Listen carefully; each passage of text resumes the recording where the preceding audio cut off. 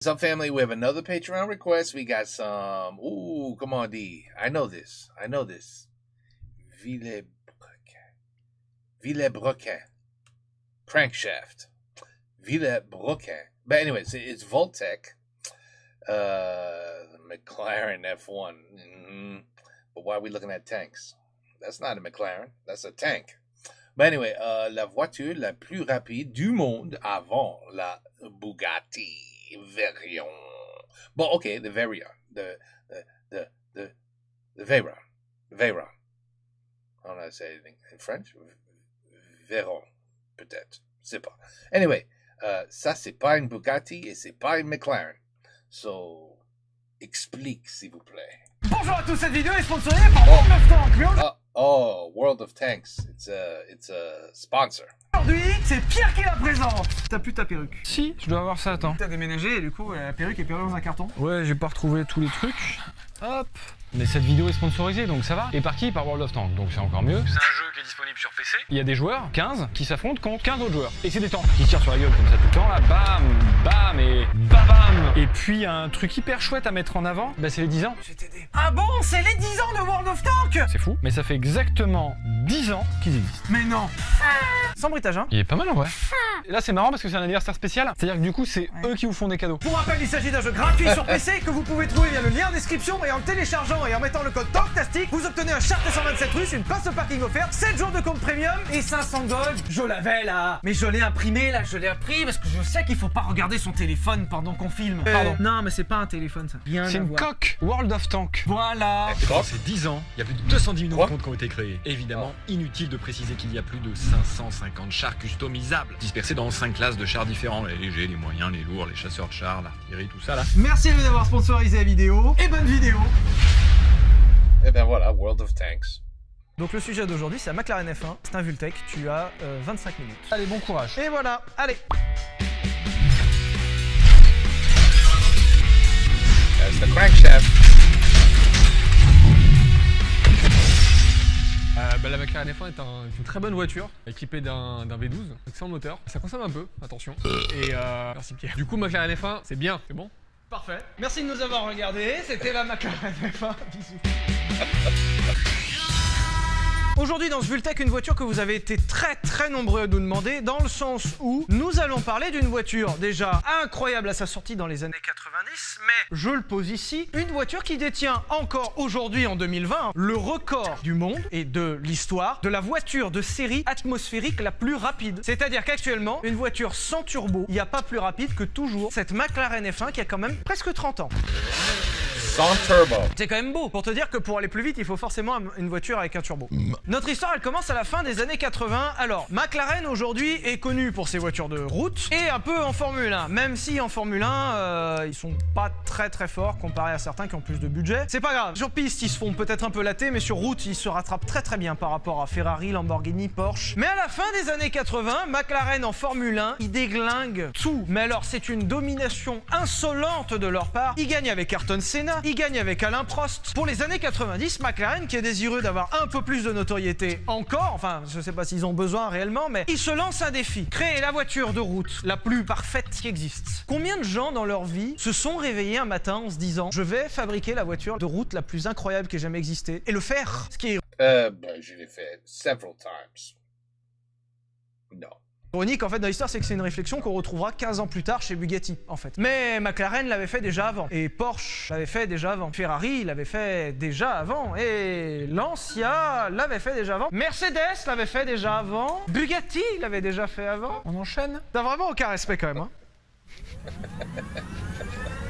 Vous voyez avec qui je suis obligé de travailler. C'est pour ça que je vous demande de vous abonner à la chaîne. Et aussi de vous abonner à notre Instagram, @vbroca. Au début des années 90, McLaren veut faire la voiture la plus parfaite du monde. Et très sincèrement, à aucun moment, ils ont déconné. C'est une débauche technologique. Avec juste des solutions reprises directement de leur Formule 1. C'est-à-dire que là, ils se sont dit, tu sais quoi ? Je suis pas sûr que ce soit exactement ce qu'ils se sont dit. Tu penses? Ils ont peut-être pas dit ça exactement. Peut-être pas tout à fait pareil. Moi, c'est ce que j'ai entendu. Hein. Alors, c'est un projet qui a été piloté par Gordon Murray. Gangden? Gordon Murray. C'est même pas Gordon, c'est Gangden.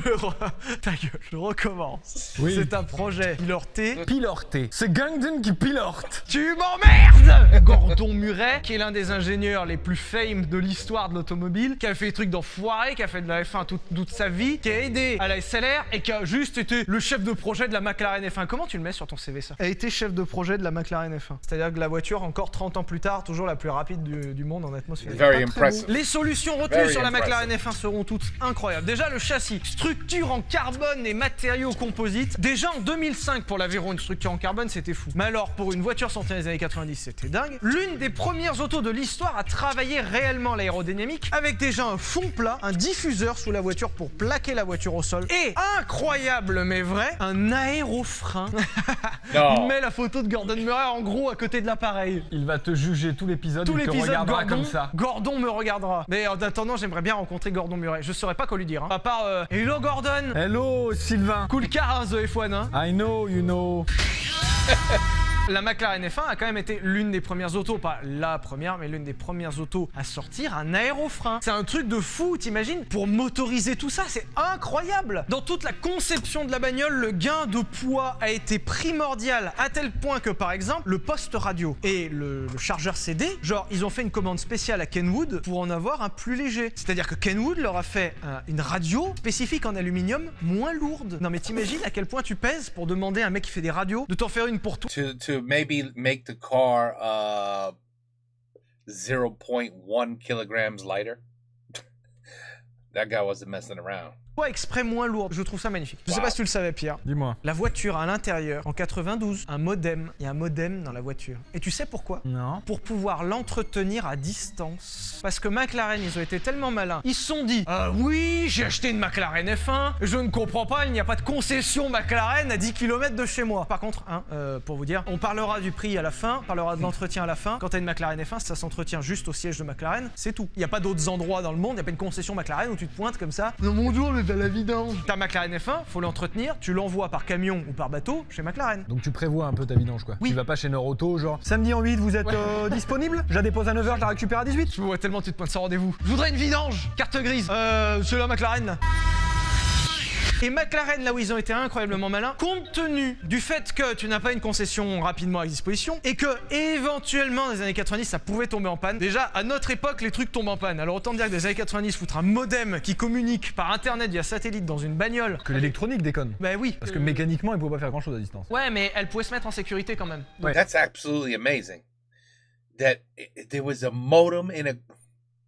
That really is amazing if you think about it. Especially if you remember how shitty a modem is. I mean, it was... You're talking about 300 baud.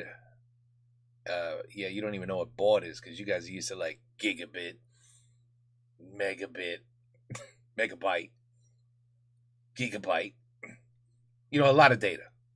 A modem, 300 baud. It was crazy. If you're lucky, you got one that was like 600 and then 1200.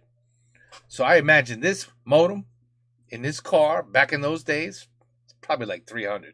Tu peux être emmerdé quand même. Et ben, il y a un modem que tu peux activer avec un bouton dans une trappe spécifique qui se connecte à un réseau. Mais Internet n'existait pas en 92. Il y avait le Minitel. Bah oui. Et ben, ça se connectait par le pouvoir de Dieu. Et McLaren, depuis le siège, pouvait intervenir sur ta bagnole à distance. En 92, les mecs, j'étais pas né, putain. C'est fou. En 92, t'avais une 205 GTI avec le câble d'accélérateur qui se coince.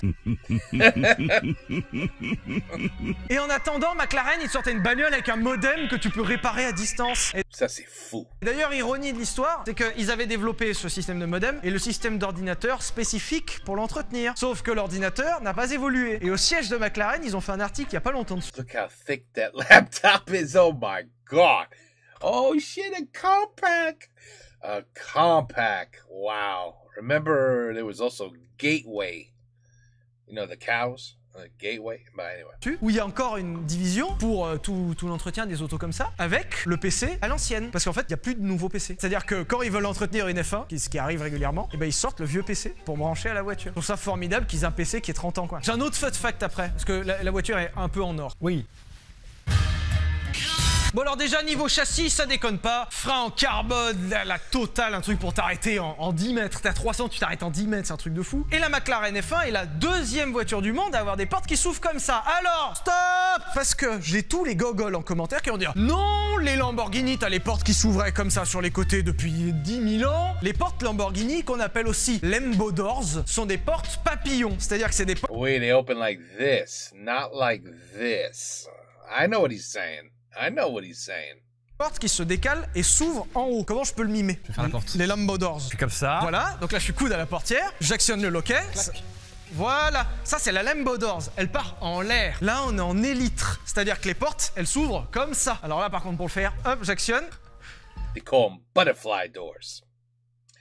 You know, the Tesla butterfly doors. And the Model X, I think. Vous voyez pourquoi J'ai tenté un truc. Les portes papillons, ça s'ouvre en l'air. Les portes en élite, ça s'ouvre comme ça. Range ton putain de commentaire en disant 30 years ago, it was opening like, wow. eh, They are light years ahead of everybody. c'est pas vrai, ça existait sur les Lamborghini, ta gueule! Ce sont des portes en élytre. Alors, il y a un petit truc un peu drôle, c'est que lorsque McLaren a conçu la McLaren F1, ils étaient censés être les premiers. Sauf que, en fait, il y a une Toyota qui est sortie 2 ans avant, avec des portes comme ça, qui s'appelle la Toyota. No way. A Toyota Serra. I never heard of it. Toyota Serra, qui était un petit coupé sans grande ambition. En fait, comme c'était un peu la mode des portes comme ça, ils se sont dit il faudrait qu'on tue tout sur une porte comme ça. Résultat, ils ont sorti une citadine avec des portes comme ça. Il n'y a pas d'autre intérêt dans cette bagnole. Je suis sûr qu'à la base, ils l'ont même développé pour qu'il y ait des portes normales et ils se sont dit mec, c'est tellement de la merde la Serra, on n'en vendra jamais, comment on fait? Tu mets des portes qui s'ouvrent comme ça, incroyable. Voilà. Donc voilà, McLaren s'est fait coiffer au poteau, c'est pas grave, ils ont quand même des portes en élytre, c'est cool. Abonnez-vous. C'est vrai que cette voiture est remplie de fun facts. Tant qu'on est à l'habitacle, je vous présente l'habitacle du McLaren F1 pour ceux qui connaîtraient pas. Oui, on peut s'asseoir à 3 dedans comme dans un multiplat. C'est incroyable. Et le siège du conducteur n'est pas à gauche, n'est pas à droite, mais est au centre. T'es assis au milieu de la voiture. Tu peux emmener 2 collègues Merde, je savais pas ça neither. avec toi dans une McLaren F1 qui fait 600 chevaux. Je trouve ça formidable. So En plus, le awesome. bon point pour eux, c'est qu'ils avaient ni besoin de faire de conduite à gauche ou à droite parce que c'est conduite au centre. Et si vous vous posez la question, pourquoi ça n'existe pas plus souvent? Encore une voiture de course qui est faite juste pour le sport, c'est-à-dire une voiture des 24 heures du Mans. Quand tu mets tes pieds dedans, sale, un peu partout, que tu marches partout, s'en branle finalement. La voiture elle est là, casser les culs sur circuit. Alors que ta McLaren F1 avec un peu du cuir partout, tu rentres, t'es comme ça. Que la voiture actuellement cote entre 13 et 17 millions d'euros. Je te laisse imaginer le délire de mettre tes pieds sur les sièges quand tu rentres. Non, voilà. Alors pour le moteur, il fallait quand même quelque chose pour motoriser dignement cet engin. Et McLaren se tourne vers son partenaire de l'époque en Formule 1, Honda, pour faire les moteurs. Sauf que, ça n'a pas marché. Et il se trouve que BMW, en ce moment, était en train de développer un V12. Et à la base, BMW voulait faire une série spéciale de sa série 8, une M8. Sauf que BMW ne dira jamais oui à ce projet de M8. Résultat, ils ont un moteur un peu sur les bras. Tiens Pierre, t'es BMW. Ouais. BMW, ils ont un V12, le M70. Oui, je sais, c'est le mien. Hein? Je Pardon? suis BMW, c'est le mien. je Oui, sais. ah mais bien sûr, oui, vous êtes m'apprends BMW. pas mon Bonjour. moteur quand même. Bonjour, non, toujours Non, distanciation toujours un sociale. petit peu, Attention, le coronavirus. Mais ce M70, il est à la fois trop lourd et pas assez puissant pour ma McLaren F1. Je ne te permets pas. Mais moi, je te dis qu'il est trop lourd et pas assez performant. Tu me réponds quoi? Je vais l'alléger et puis lui redonner un petit peu de jus, voilà, hop. Et puis on a fait quoi? On l'a allégé et puis on lui a redonné un petit peu de jus. C'est ce qu'ils ont fait. Ah oui. Ils avaient développé une version dérivée du M70, le S70 1, et ils font une version deuxième, le S70 2, presque 650 chevaux, et surtout le bloc entier fait 266 kilos. Alors on se représente pas bien, mais c'est vrai que c'est pas beaucoup pour un V12 quand même. Ça doit être à peu près le poids De ma bite. Ça c'est Mais on se rend pas compte aussi avec un moteur, on se rend pas compte. Eh ben je sais pas, tu vois le poids de ta daronne? C'est exactement ça, 266 kilos. Je suis navré, je suis fatigué, j'ai peu dormi. Après ma bite, ma daronne, bah ça marche. Allez, super, Allez, dégage. hein. BMW accepte de travailler en partenariat avec McLaren et fournit un V12 de folie. Ce V12 6 litres de presque 650 chevaux en atmosphérique, ce qui est énorme pour l'époque quand on sait qu'une Ferrari Enzo fait la même puissance sortie 10 ans plus tard. C'est ouf, c'est incroyable. Et le pire, c'est que déjà la voiture fait une puissance démesurée. Mais la voiture au total, avec tout ce gain de poids, le carbone, les freins dans tous les sens, fait même pas 1 tonne 2. Ce qui donne des performances vraiment ahurissantes. On est quand même sur un 0 à 100 en 3 secondes 2. Pour une voiture propulsion, quoi? 0 à 100 en 3 secondes. And it's rear wheel. Hey, they were like I said, light years ahead of... Okay, so the problem must be that the car costs $50 billion. That must be the problem because they're so. I mean, why would every millionaire out there would have bought one? Just to say, you know, how the millionaires are. Well, now they're billionaires, but you know how they, you know, back then you could be rich with $1 million. Today you're just medium class with $1 million. But back in those days, I mean, you know how the millionaires are. You know, we got to have the best. So why wasn't this car so incredibly? It was street legal, right? It should have been crazy popular. I can't wait to see the price. He's gonna tell us the price. C'est hallucinant. Il va le dire. Et le pire, c'est la vitesse de pointe. Alors, autant ils ont travaillé l'aéro avec un diffuseur dessous, mais ils se sont passés du gros aileron derrière, principalement pour des raisons esthétiques et pour des raisons d'écoulement de l'air. Sauf que l'appui est relatif. Alors d'un côté c'est bien parce que tu as des grosses vitesses de pointe, de l'autre, apparemment, pas pu tester encore, mais apparemment, hein, l'appui à haute vitesse est relatif. C'est-à-dire que ça bouge et c'est un peu terrifiant. Même McLaren l'a testé, c'est-à-dire ils ont fait un record de vitesse homologué à 391 km/h. Et il aura fallu attendre presque 10 ans de plus pour que ce soit battu, déjà par une voiture turbo, c'est-à-dire qu'elle gagne encore dans la catégorie atmosphérique, par la Koenigsegg CCR, puis tout de suite après par la Bugatti Veyron qui là vraiment a mis le cran au-dessus, parce que là on passait 400, puis il y a eu la version Super Sport à 430, puis il y a eu la Chiron mes couilles sur ton front à presque 500. Voilà, la McLaren F1 est quand même un peu larguée. Après, pour t'approcher des 400 km/h dans les années 90 dans une voiture sans turbo, lorsque la McLaren F1 sort, donc, elle déglingue tout sur son passage. Et en 94, elle s'impose vraiment comme la reine des supercars. On peut peut-être même la qualifier d'hypercar. Déjà aujourd'hui, c'est fou 30 ans plus tard. Alors en 94, c'était hallucinant. Et elle restera très longtemps comme l'une des voitures les plus performantes du monde. Même en virage. Même commercialement. Je m'explique. La McLaren F1 est rapidement engagée en endurance et elle gagnera les 24 heures du Mans en 95. Ce qui est quand même beau pour une voiture sortie juste un an avant que l'année d'après, elle gagne en endurance. Elle aura une très belle carrière là-dedans. Et en termes d'exemplaires, il s'en sera vendu 64 exemplaires Road Legal, c'est-à-dire adaptés pour la route, parce qu'il y aura eu des versions sport. Alors, je l'ai noté parce que c'est difficile de retenir tous les chiffres de tête. Il y a eu au total, avec une post-production après, 71 versions street legal, c'est-à-dire route, 7 proto et 28 F1 GTR de course qui ont été dérivés en endurance et pour des clients particuliers fortunés. Il y a eu globalement 70 bagnoles pour la route, vendues 6 millions de francs, ce qui en faisait la voiture la plus chère du monde lorsqu'elle est sortie. Et son titre ne sera volé que par la Bugatti Veyron après. Plutôt échec ou plutôt succès, Pierre? T'as dit combien d'exemplaires? 64. Enfin, au total, après 71 pour la route. Et 28 en course. Dans tout, il y en a une centaine. 100.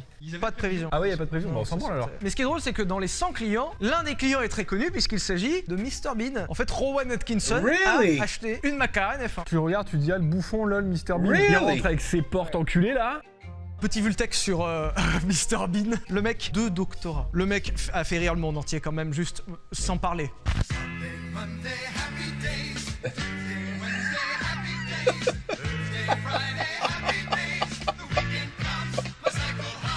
Le mec avait le record de Top Gear UK sur la piste dans les invités. Et le pire, c'est qu'il l'avait devant Lewis Hamilton, devant Michael Schumacher, devant Nico Rosberg. Il a 2 filles qui sont des bombes atomiques. Et surtout, Mr Bean, maintenant, ça fait très longtemps qu'il occupe plus le rôle de Mr Bean. Aujourd'hui, il a un métier. Il est ambassadeur de Rolls-Royce. En même temps, qui de mieux pour représenter l'Angleterre? Il est tellement anglais. Il a ouvert les JO 2012. Le mec pèse. Et là où je le respecte encore plus. Reviens ici. Reviens ici, nom de Dieu de merde. Wow. En plus, c'est un passionné de bagnole. Parce que déjà, il a des bagnoles tout le tour du ventre. Mais il a une McLaren F1. Il lui a mis 66 000 km. Ouais, il en a rien à péter. C'est trop bien. Il va chercher le pain avec quoi. C'est le seul mec dans le monde à avoir une voiture qui aujourd'hui cote entre 13 et 17 millions d'euros à s'en servir. Quand tu vois tous les connards qui achètent des trucs à des millions qui s'en servent pas, ça prend 0 km. Et lui juste, il a dit j'ai acheté une McLaren F1, je m'en sers, il lui a mis 66 000 bornes. Là, elle est morte. Par contre, elle est un peu rincée. Là, par contre, elle est rincée. Rowan Atkinson, il témoignait que le coût d'entretien moyen par an était d'environ 50 000 $. Et ça ne compte pas l'assurance, ça compte pas le carburant. Et le pire, c'est que Rowan Atkinson l'a cassé 2 fois. Alors la première fois, il a eu un accident contre une MG Métro. Ça ressemble à ça. Un peu con. Surtout la deuxième fois, il a fait une sortie de route et il a littéralement coupé la voiture en deux. Coupé en deux. Et ben le pire, c'est que Rowan Atkinson était tellement attaché à sa bagnole. Il a donné la consigne à McLaren, dans la mesure du possible, de conserver un maximum de pièces d'origine, même si ça coûte plus cher. C'est-à-dire qu'il a préféré réparer des pièces existantes pour garder la voiture au maximum d'origine, avec son esprit originel, plutôt que mettre des pièces neuves à la place. Ça, c'est un passionné. Il y a eu 16 mois de travail. Ils lui ont dit, Monsieur Atkinson, la facture. 1,2 million. Arrêtez de vous moquer dans les commentaires que il sait pas conduire, il a cassé sa voiture, le mec. I had no idea Mr. Bean had that kind of butter. You know what I'm saying? Ouh. Il a cassé des culs sur le circuit de Top Gear. Si lui n'a pas rattrapé sa voiture à ce moment-là, peu de gens le feraient quoi. On pourrait croire que c'est un gouffre financier et on se dit attends, arrête. 1,5 million de réparations, l'entretien tous les années, parce que l'entretien tous les ans pendant 20 ans, à 50 000 $ par an. 1 million d'entretien, 1 million de réparations. Et la conso sur 66 000 bornes. Et les pneus, et les freins. Sauf que Rowan Atkinson, en attendant, sa voiture, il l'a vendue 11 millions d'euros. Il a quand même gagné 8-9 millions d'euros dessus quoi. Je crois qu'il a établi le record de la plus grosse plus-value sur une voiture jamais enregistrée. Il me semble, j'avais lu un truc. Tu sais que dans cette bagnole, Rowan Atkinson a pété dedans. Et un paquet de fois sur le siège central. Hein. Cela dit, je me permets de dire peut-être que c'est peut-être pas un Vultec sur Rowan Atkinson. En tout cas, il est validé. Il est Villebroca. Ah, il est approuve. Si je croise un jour Rowan Atkinson, collez-lui un sticker sur le front. Résultat, encore aujourd'hui, McLaren F1 est vraiment dans le top des voitures les plus exceptionnelles qui n'aient jamais existé. Et ils l'ont produite pendant plusieurs années jusqu'à être remplacée dans les usines de McLaren par la SLR. Donc la McLaren F1, c'est Villebroca approuve à 10 000 %. Merci de nous avoir regardés. Abonnez-vous à notre Instagram, @Villebroca. Abonnez-vous à la chaîne. On retourne faire de la mécanique. Est-ce qu'on peut faire une outro tranquille? Non, merde alors. Anthony qui sabote les vidéos. N'allez pas sur le site benzine.fr et n'allez surtout pas acheter nos stickers, ni nos porte-clés, ni nos t-shirts. Pour la peine, faites-le quand même s'il vous plaît. Si vous avez aimé, dites-le aussi en commentaire, ça nous intéresse de le savoir. Le pouce bleu, bisous. On se rappelle? Allez. Good stuff, man. Mais oh, see.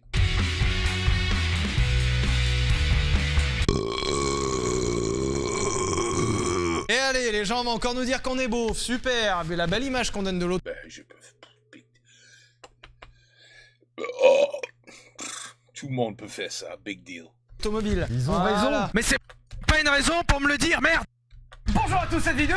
Anyway, excellent video. I love this guy. See, Van, man, this guy, where does he get all this information? My God. You want to know something about a car? Demandry. Parce que il sait tout, apparently. I mean, tout.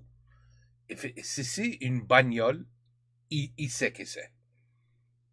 He knows when it was made, how much it's worth, the power, 0 to 60. I mean, this guy knows. He just seems to know everything. But what he just told me about a McLaren, not in a million years would I have known any of that information. I could actually have some really cool conversations with my friends, you know, if they ever start, you know, hey, want to talk about some cars? I'm like, you want to talk about cars? Let's go. Let's go. Talk to me about the McLaren. Yeah, in the 90s, it had a modem.